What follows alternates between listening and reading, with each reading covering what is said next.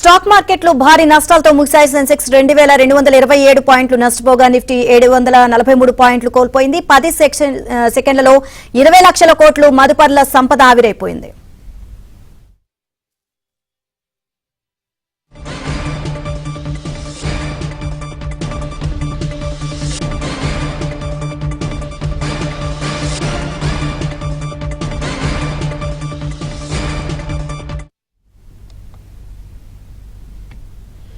ఈ రోజు మార్కెట్స్ కి సంబంధించి మరింత విశ్లేషణ అందించేందుకు బిజినెస్ అనలిస్ట్ రత్నాకర్ గారు లైవ్ లో సిద్ధంగా ఉన్నారు. Good evening sir. Good evening అమ్మా. Thank you sir. ఈ రోజు స్టాక్ మార్కెట్లు ఇంత భారీ నష్టాలతో ముగియడానికి కారణాలు ఏంటంటారు?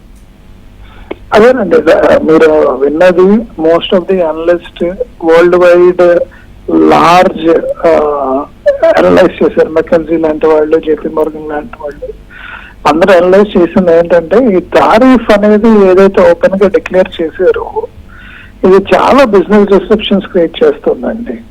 మీరు మొన్న చూస్తుంటే టాటా మోటార్స్ వాళ్ళు, Jaguar and land rover, they said they will not send products going forward to US. ఈ టారిఫ్ అన్ని తట్టుకోవడం చాలా కష్టం, మేము ప్రొడక్ట్స్ పంపించమో చెప్పారు.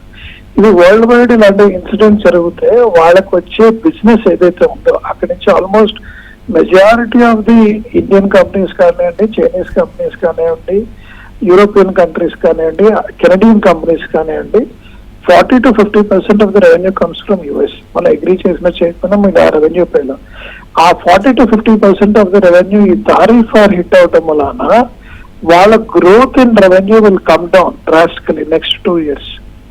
ఈ డిస్రప్షన్ ని ఎలా తట్టుకుంటారు అనేది బిగ్గెస్ట్ క్వశ్చన్ విదిన్. అండ్ ఇది ఒక అమెరికా స్టార్ట్ చేస్తుంది. ఇప్పుడు అమెరికా స్టార్ట్ చేసిందని చైనా, ఇండోనేషియా, పాకిస్తాన్, బంగ్లాదేశ్ ఇంతకాలం ఏంటంటే వీళ్ళందరూ వరల్డ్ ట్రేడ్ ఆర్గనైజేషన్ లో సైన్ చేసిన అగ్రిమెంట్స్ ప్రకారం వాళ్ళు దే ఆర్ నాట్ టచింగ్. ఏదో లోకల్ గా చిన్న చిన్న ప్రొటెక్టెడ్ ఏరియాస్ కి టారిఫ్ వేసుకుంటున్నారు, కానీ they never went and touch this that. అలాంటిది యుఎస్ వెళ్ళి నేను WTO ఆనర్ చేయను, నా పాయింట్ నేను చేసుకుంటాను, ట్రంప్ గారు వెళ్ళి చేసిన activities again it is disrupting entire ideology of the leaders across the world. ఈ ఐడియాలజీ ఆఫ్ ది లీడర్స్ మారినప్పుడు, ఎగ్జాంపుల్ మీరు కెనడియన్ చూస్తే, కెనడా వాళ్ళు ఎంతకాలం ఏం చేశారంటే ఆయిల్ ప్రొడ్యూస్ చేసి ఇంపోర్ట్ చేసి పంపించేవాళ్ళు చైనా, మన యుఎస్ కి రిఫైన్ చేసి వెనక్కి వచ్చేది. ఇప్పుడు రిఫైన్ చేసి వెనక్కి వస్తే వాళ్ళకి టారిఫ్ పడుతుంది.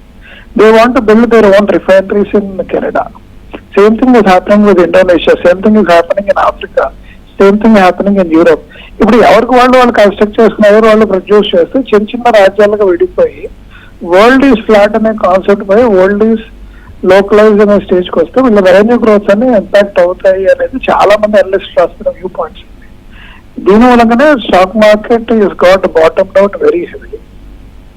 సో ఇది ఎంతకాలం ఉంటుంది, ఎలా ఉంటుంది అనేది తెలియట్లేదు. బట్ రియాక్షన్ మాత్రం వెరీ అగ్రెసివ్ గా ఉంది మార్కెట్ లో, both in US market, Asian market, Japan market and Indian market has reacted very heavily on this particular point. Sir, ఇంత భారీ నష్టాన్ని చూసాం కదా, ఇవాళ ఒక్కరోజు ఇన్వెస్టర్లు 16 లక్షల కోట్ల వరకు నష్టపోయారు. సో మరి ఈ వారం అంతా ఇదే ట్రెండ్ కొనసాగుతుందంటారు? ఏమైనా మార్పులు జరగొచ్చా? ఉంటుందండి, ఉంటుంది, definitely it will be there. ఈ వారం కూడా ఇంకొక 1000 పాయింట్స్ దాకా కొనిపోయే అవకాశం ఉంది.